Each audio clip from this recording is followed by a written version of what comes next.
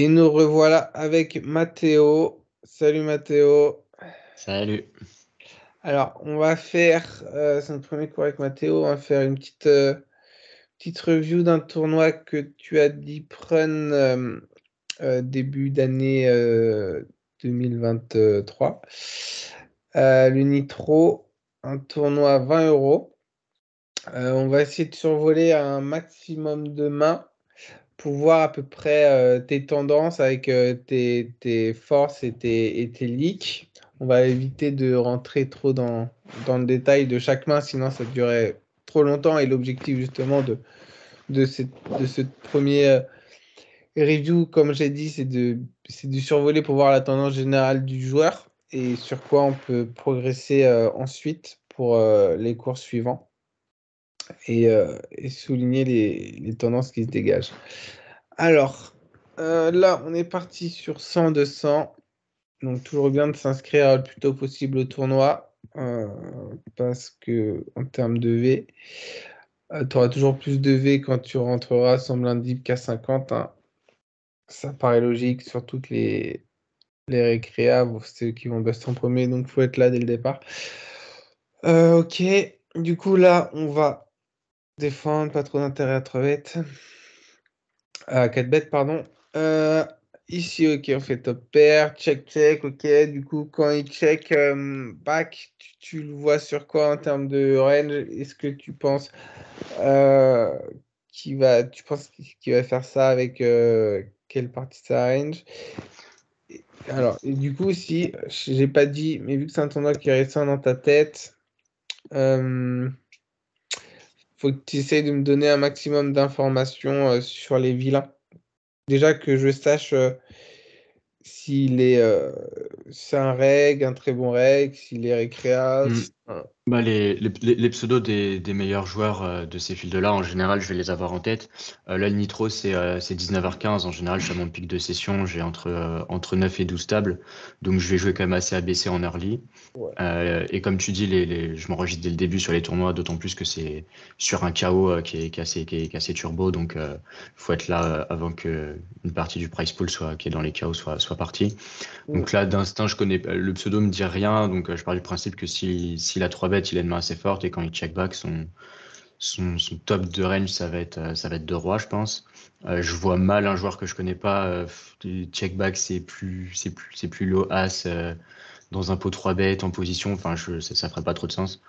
Du coup, pour moi, son top de range ici, c'est deux rois. Et quand il check back, il est quand même bien capé. J'ai plus de mains suitées que lui.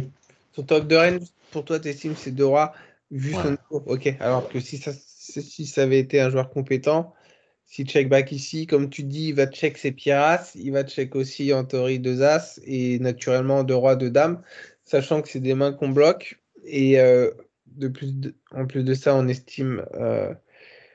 peut estimer qu'il n'a pas un niveau exceptionnel parce que il a. Attends, je vais regarder quand est-ce que c'était sa première game. Ouais, en 2023. Du coup, il a rename, donc on sait pas si c'est un niveau. On connaît pas son niveau vu qu'il a rename il n'y a pas longtemps, donc c'est normal qu'il n'a pas beaucoup de décompte. Alors que si ça faisait un an, il a que 80 games, là on a compris.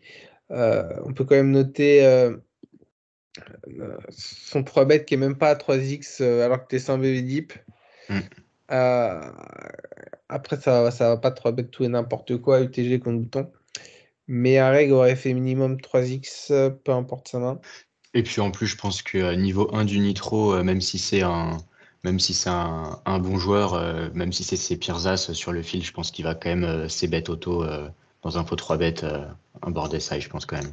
Ouais, ouais, ouais. Et ouais, ouais, surtout, le Nitro, il joue à quelle heure, lui? Enfin, ça... 19h15 Ah le oui, Nitro. c'est celui de 19h15, ok. Faut pas que je confonde avec l'autre. Ok.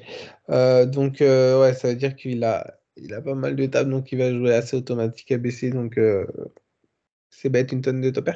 Ok, donc ici, ok. Ici, tu bêtes 6-12, un peu plus d'un tiers. Est-ce que tu trouves que c'est cohérent par rapport à sa range perçue de bet size là? Bah, là, pour le coup, face à une range capée, je pense qu'on peut se permettre de faire assez cher, mais vu que je considère qu'il a des mains qui sont très faibles, enfin, qui sont très faibles, relativement au board, il a des mains qui sont faibles après avoir check back au flop. Donc, à mon avis, je pars pour faire petit et petit en fonction de ce qu'il fait pour value sur le plus grand nombre de mains possible. Typiquement sur les PP inférieurs à l'As, ici je fais 12, il y a un monde où il fold directement sa paire de valets, alors que j'ai l'impression que si je fais petit, il va me payer plus souvent, quoi. Ok. Ouais, là, c'est dit, ok, je vois ce que tu targetes. Mais de toute façon, que tu fasses 6 ou 12, s'il a une paire intermédiaire par exemple, le 9 et l'As, et qu'il a un trèfle en main, genre, je sais pas, de valet avec un trèfle, je pense pas qu'il va fold. Là, ça permet de faire juste, de faire call par une range un peu plus large. Par exemple, bah, après, ça dépend de son niveau, mais peut-être de 10 sans trèfle, il va call 5.7 bébé, alors que si tu mets 12, il aurait pu fold directement. Ok, ça s'entend. Et là, le valet, tu as dû faire au 12. Ok, bah, t'as le même thinking process qu'à la turn. Et ça tranquille. Ok.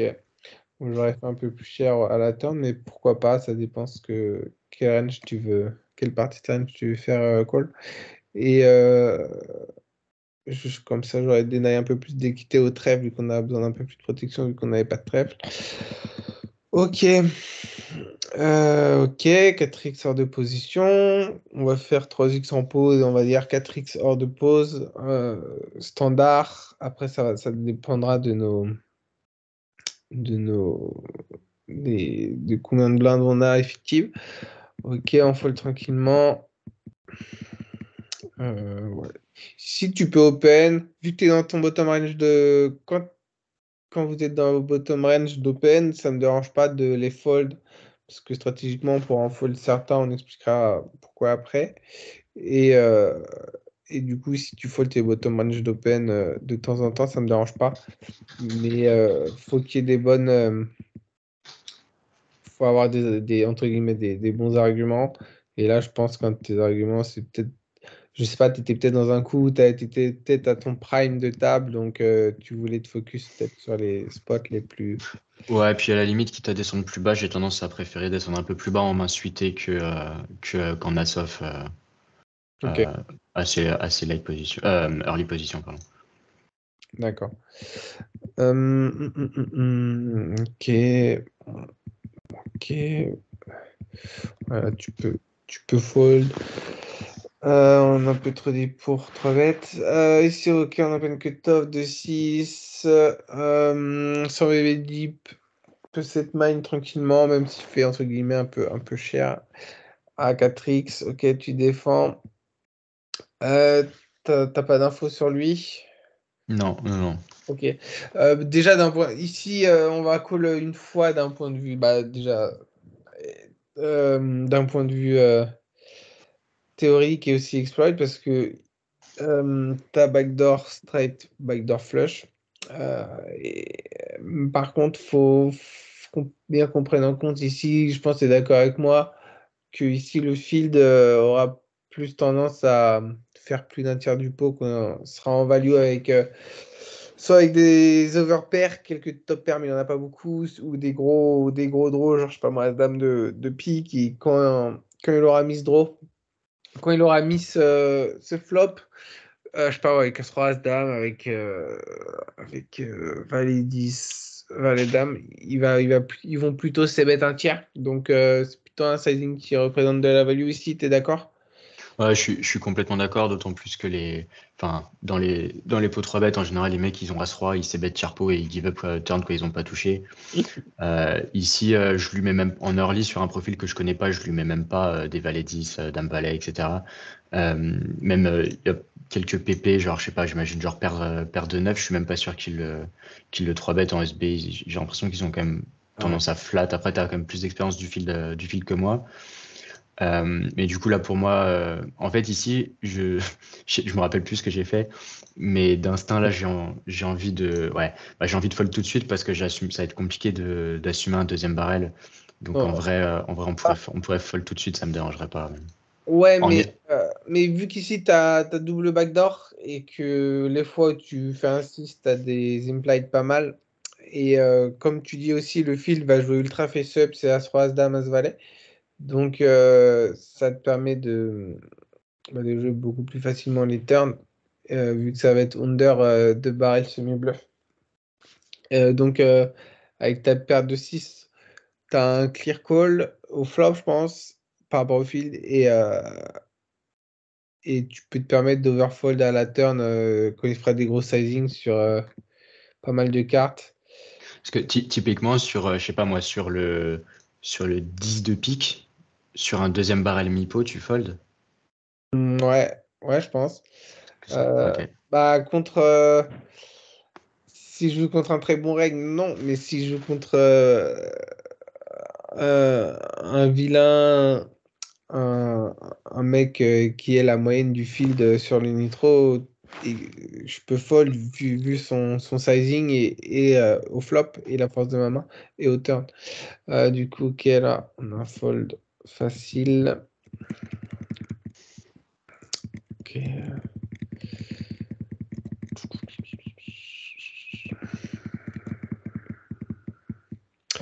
Euh, Là, si c'est un récréa ou un random, tu peux call et si tu estimes que le gars est correct, tu peux fold vu qu'il fait 2,5. Bidouille. T'as pas d'infos sur lui?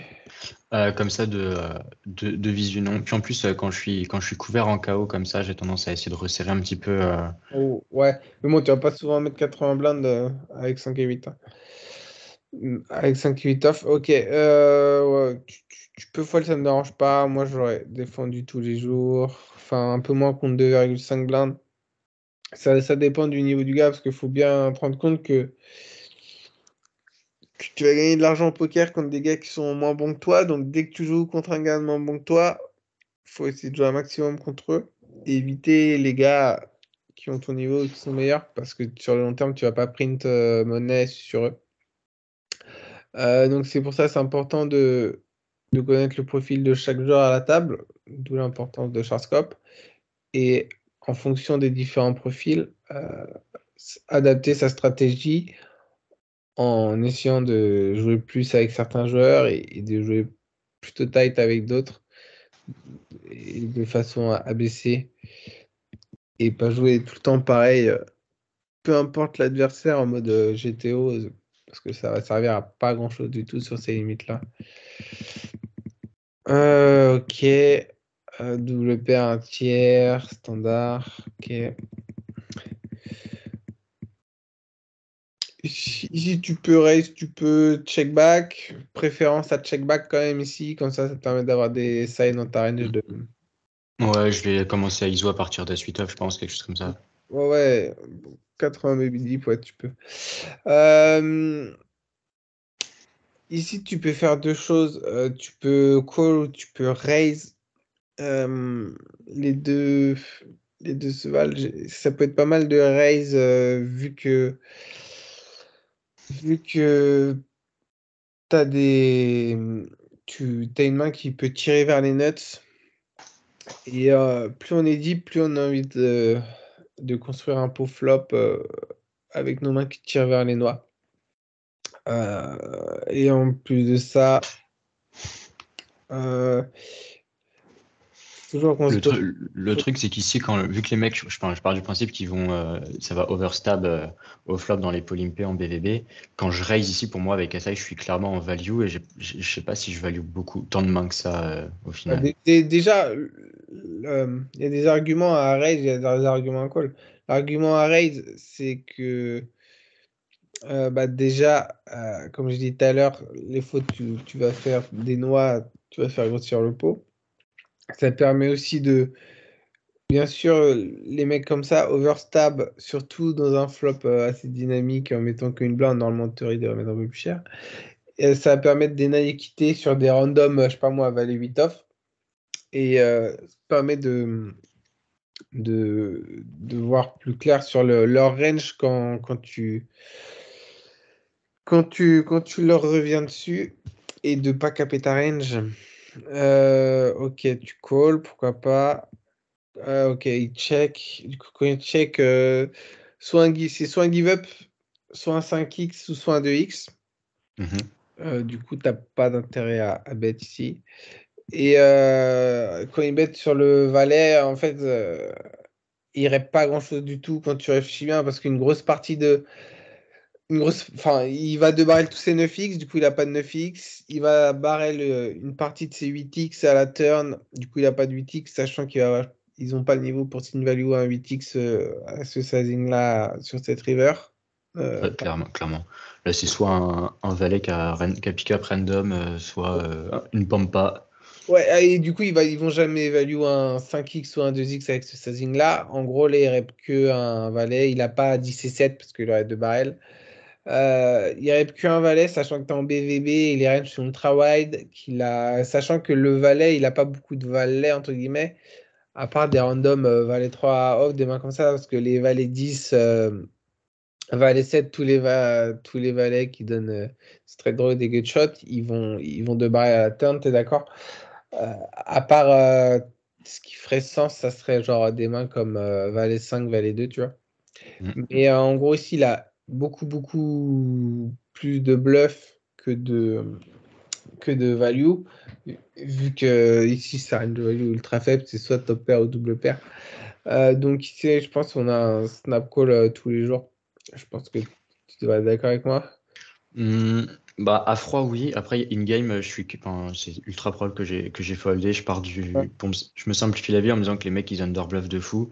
Donc, quand ils font une line où ils rep R, j'ai tendance à penser qu'ils ont. Ah, Du coup, je overfold. Mais en BVB, c'est peut-être moins le cas pour le coup. Parce que là, c'est super important de call parce que tu as besoin d'avoir raison que 26% du temps, on sait très bien que Bah, déjà, c'est un pool impaired preflop, donc sa range, il peut avoir des dames 3 off. Hein, elle est ultra wide, sa range de. C'est là où les ranges sont les plus wide. En plus de ça, ils overstab au flop tout et n'importe quoi. Ils check turn alors que naturellement, ils auraient semi-bluff des flush draws, des straight draws, ils auraient value des top pairs, quelques 8x. Donc ici, quand il bet river, ça répond absolument rien. Euh, pas grand-chose. Et vu qu'il y a beaucoup plus de bluff que de value, et qu'en plus de ça, tu as besoin de gagner que 25% du temps, c'est un snap call. Ici, tu peux call ou 3 bêtes. Je préfère quand même aussi deep 3 bêtes, surtout hors de position. Faut reprendre l'initiative du coup, reprendre l'agression. C'est la position où tu vas perdre le plus d'argent sur le long terme. Donc on va plutôt essayer de jouer de façon un peu plus agressive ici, sachant que nos meilleures mains, quand on est plus de 70 BB deep, à 3 bêtes sont les As X UT et Roi X UT, parce que ça fait des belles top pairs et des belles. J'ai tendance plutôt à 3 bet les as plus petits, les as suités plus petits, Ouais. et les plus élevés. Et Mm. après, c'est vrai que je vais essayer de garder les pots un peu plus petits quand je suis couvert en KO. Mais c'est bon, après avec As-8 suité, on peut, on frappe des mains très très fort, donc c'est un peu moins problématique. Mais j'ai tendance, genre typiquement, je préfère 3 bêtes As 4 suité que As-8 suité. C'est peut-être un peu trop signe comme différence pour en Ouais, avoir autant quelque chose à faire, mais pourquoi pas. Et sinon, pour prendre ta décision, tu peux aussi voir la Big Blind. Si c'est un mec compétent, tu vas devoir 3 bêtes 90% du temps, je pense. Alors que si c'est un récréa plutôt passif, tu vas plutôt vouloir call pour le faire entrer dans le coup, jouer ton équité et setup quand tu feras des flushs ou des doubles paires. Et tu pourras réaliser ton équité un peu plus souvent en 3 way qu'en HU, vu que ça va jouer les ranges de façon beaucoup plus honnête. Ok. Euh, Pareil, là aussi, j'aime bien 3 bêtes de temps en temps. mm. Peut-être, je sais pas, vu le nez, je vais peut-être 3 bêtes ça. 30 à 40 pour cent du temps. Pareil, là, ça va dépendre des mecs dans les blindes, s'ils sont aggro, si ça squeeze. On va plutôt 3 bêtes tous les jours. Alors que si on a des baleines, on peut flat pour prendre pour prendre les gros pot post-flop. Ok, du coup, tu fais 3x. Vu qu'on est deep, j'aime bien faire un chouïa plus cher, genre 3,5. Mais bon, c'est un détail. Ok. Là, on a un flop Jack High, flop plutôt sec. Du coup, en théorie, on va se mettre un tiers. Tu fais un quart. Je fais carpo. Ouais, je suis peut-être on est un peu trop deep, je pense, pour faire ce sizing. Pour faire carpo, ouais. Ouais. Et, surtout que ouais, vous êtes trop deep et t'as une main, entre guillemets, qui a besoin un peu de protection sur des mains comme, je sais pas moi, sur des mains comme à 18 Roi Dame, 8 et 9, suité, des mains comme ça. Et, et tu peux faire, enfin, en fait, tu te compliques un peu le coup les fois. Pour lui, ce qui est standard ici, c'est que tu sais mettre un tiers. Et si tu sais mettre plus cher, comme on a vu l'autre tout à l'heure, là, quand tu as fait du 6, tu vas mettre les warnings en mode orienté value. Et quand tu mets moins cher, en général, quand les mecs c'est mettre un quart, c'est qu'ils sont pas du tout notés.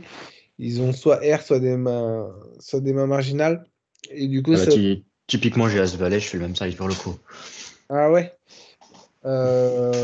Ok, Bah, le c'est board bien est que tu ultra t'équilibres, sec, quoi. mais tu perds de la value. Ouais, mais ça va être trop facile à jouer. En fait, c'est trop facile à jouer pour eux quand tu mets un quart ici.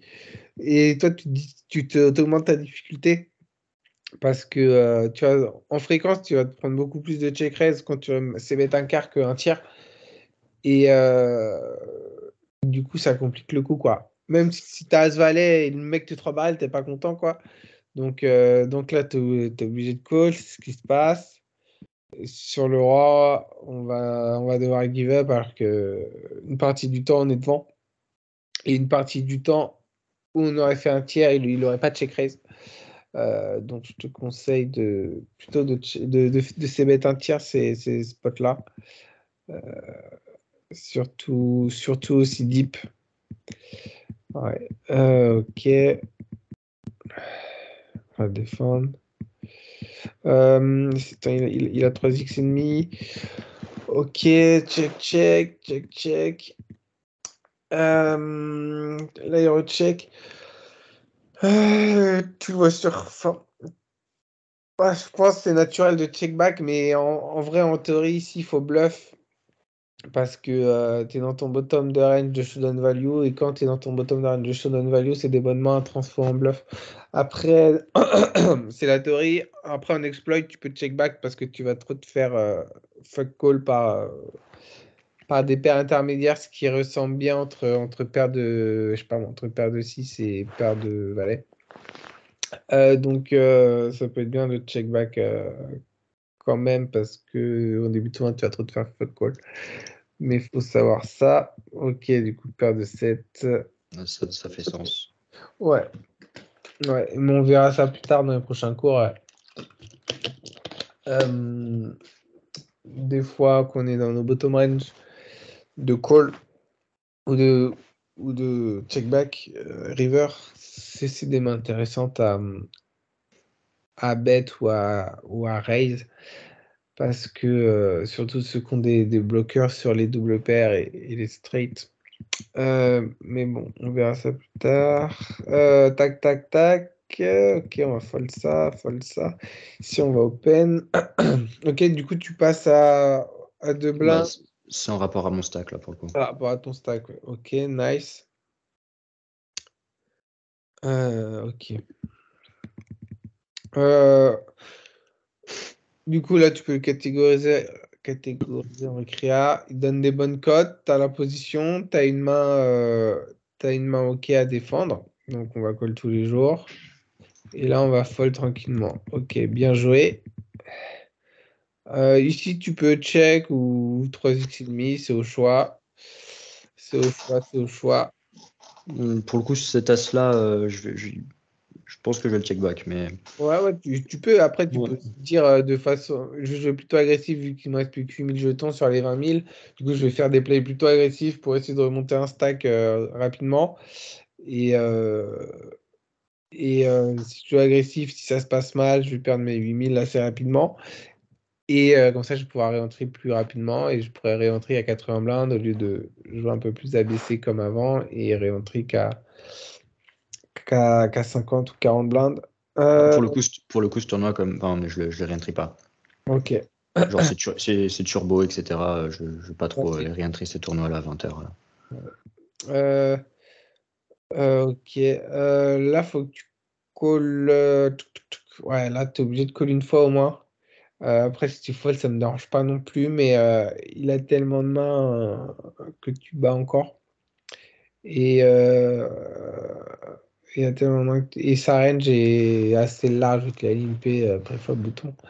Donc, tu décides de fold, mais call. Ouais, là, je suis à froid, j'ai envie de payer. Hein.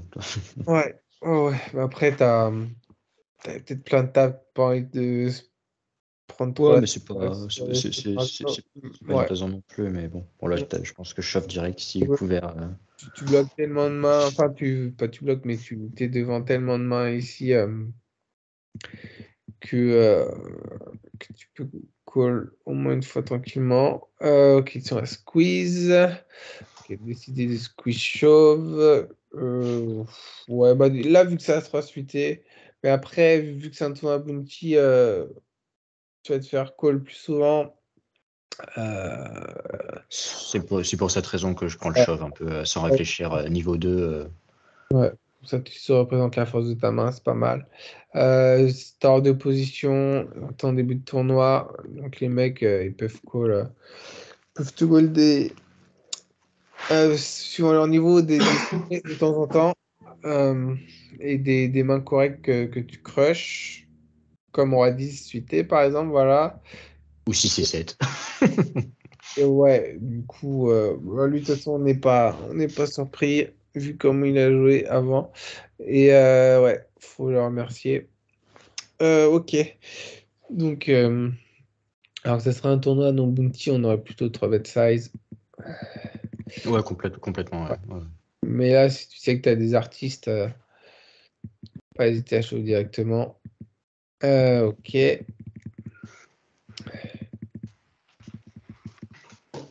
Ok. Alors, on open à partir de Dame 6, Dame 7. Après, tu couvres les mecs, tu peux te permettre d'open Dame 5. En plus de ça, si tu estimes que tu as un niveau euh, un peu meilleur que leur, tu peux aussi te permettre d'open. Ça peut être deux arguments corrects pour open. Mais après, tu es dans tes bottom range. Hein, si tu les folds, ça ne me dérange pas. Si tu décides de 3 bêtes. Peut-être size up à froid là. Ouais, moi après si tu size up, je te dirais de pas mettre plus de 7 blindes, hein, donc ça je sais pas grand-chose. Mais c'est surtout le combo, je réfléchis. Parce que si tu te mets à 3 bêtes UTG, UTG1, tout est As-10 off, tu vas 3 bêtes light beaucoup trop en fréquence. Donc, faut faire vraiment très attention à ça. Parce que des fois, tu as deux joueurs du même niveau. Enfin, en fait, ce qui fait la différence entre guillemets des joueurs du même niveau, ce qui fait qu'à la fin, qu'il y en a un qui est meilleur que l'autre, c'est leur rapport par rapport à leur fréquence. Celui qui va être meilleur, il va réussir à mieux, entre guillemets, contrôler ses fréquences et pas être trop fréquencé d'un point de vue déséquilibré sur certains spots en value ou en bluff. C'est-à-dire, il aura un meilleur rapport un bluff pour une value. Alors que des fois, je vois pas mal de règles qui vont, bah, qui sont trop déséquilibrées dans certains spots, surtout dans certains spots de 3 bêtes. Du coup, là, il faut vraiment faire attention à pas trop 3 bêtes light en fréquence. Donc, par exemple, ce que tu peux faire, si toi, tu veux 3 bêtes que 50% de tes As 10 off ici, et bah, tu te dis que à chaque fois que l'As il est à gauche par rapport au 10, Mm. bah, 3 Ouais, bêtes ouais. quand là, si par exemple il est à droite comme ça, tu fold. Comme ça te permet d'avoir que 50% des combos. Et ça te permet de réguler tes fréquences. Après, si tu fais ça une fois contre un joueur récréatif qui capte pas, qui prend pas de notes, il n'y a pas de problème. Mais dès que tu te mets à jouer contre des joueurs que tu joues souvent, avec des pseudos que tu joues souvent, tu auras beaucoup moins le droit de faire n'importe quoi avec tes fréquences. Là, c'est pas du tout n'importe quoi, c'est bien. Mais il faut faire attention parce que la dérive peut vite arriver. Ok, là on lim, standard, on check. Ok. J'ai tendance en BVB à être assez face-up sur mes stabs à privilégier la value et parce que dès que les mecs ils check back pré-flop et flop, par contre, je commence à attaquer des latternes parce qu'ils sont ultra capés quoi. Vu Ok. que vu qu'ils vont eux-mêmes bet en position à chaque fois qu'ils Ouais. ont touché un Voilà. bout de flop, quand ils check back, je peux attaquer sans problème. Et dis-toi, plus ils sont compétents, plus ils vont check back des mains fortes au flop, en big blind, en position. Donc, il faut que Mhm. tu prennes en compte ça dans ta strat. Et plus ils sont récréa, plus ils vont être face-up et capés quand ça va double check-back, pré-flop et flop.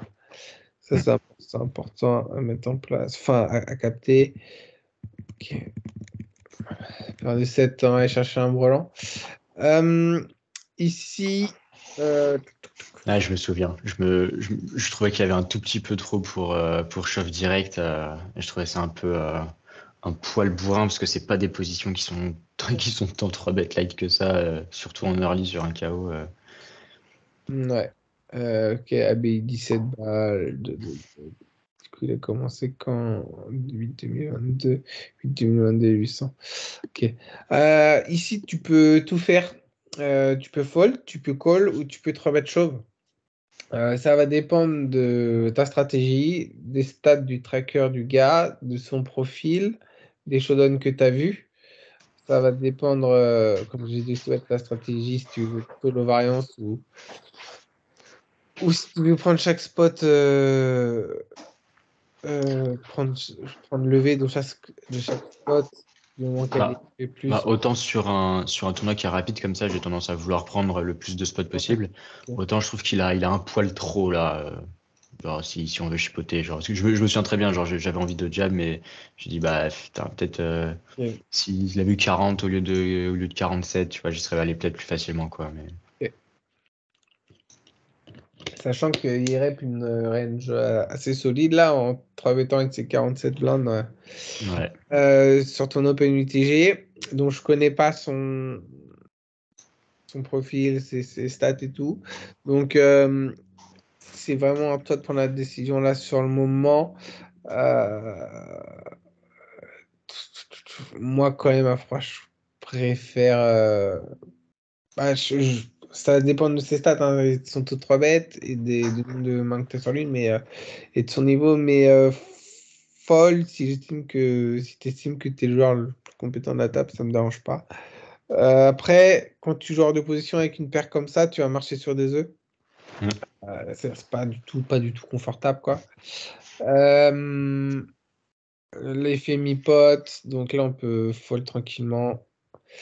Déjà, sur le sizing, on peut fold tranquillement. En plus de ça, avec ta main, t'as un easy fold, t'as pas de cœur, t'as une paire intermédiaire, donc là, on peut fold tranquillement. Mais ça va être vraiment situation et ville indépendance pour l'action que tu vas faire pré-flop. Mm. Ok, alors ici tu as flat, pourquoi pas. Je préfère quand même. Bah après, pareil, ça dépend si c'est un récréa passif, tu peux te permettre de faire ça. Pour te faciliter le coup, aussi, tu peux aussi raise. euh, Ah, King Guy déjà là ici. Bah, ça dépend parce que ta strat de flat elle va être moins efficace quand tu es joueur agressif qui vont te mettre deux barrels et la pression souvent à la turn. Alors que quand tu joues contre des gars plutôt ABC, c'est ok de flat. Après, d'un point de vue exploit, si tu veux te faciliter le coup par rapport au field, tu peux aussi check raise parce que t'es pas loin d'être dans ta bottom range de call flop. Du coup, on transforme ça en check raise.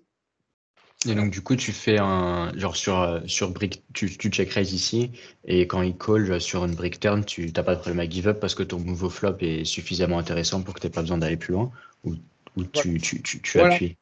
Ouais, ok. Ouais, tu peux give up pas mal de. Ça t'empêche pas de give up suivant le niveau du gars. Tu peux give up à la turn sur des briques et après, river, t'as genre un 6 ou un 7 ou un pic. Et où là, tu peux te permettre de bluff. Vu que ça a un GKP, t'es pas obligé de bluff cher. Tu peux bluff 30, 40, 50%, 60%.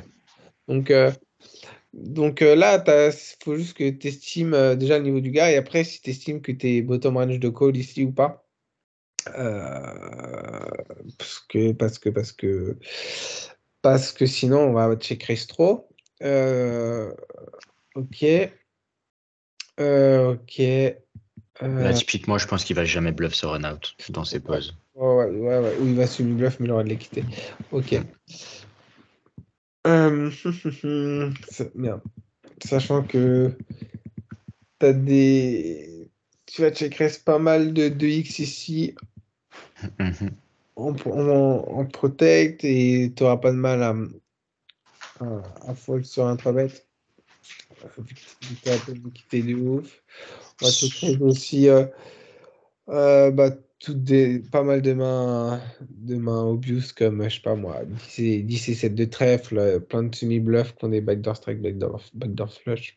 Euh, Ouais, puis avec des hauteurs comme un peu moins élevées que King High, quoi. ouais, exactement. Ok.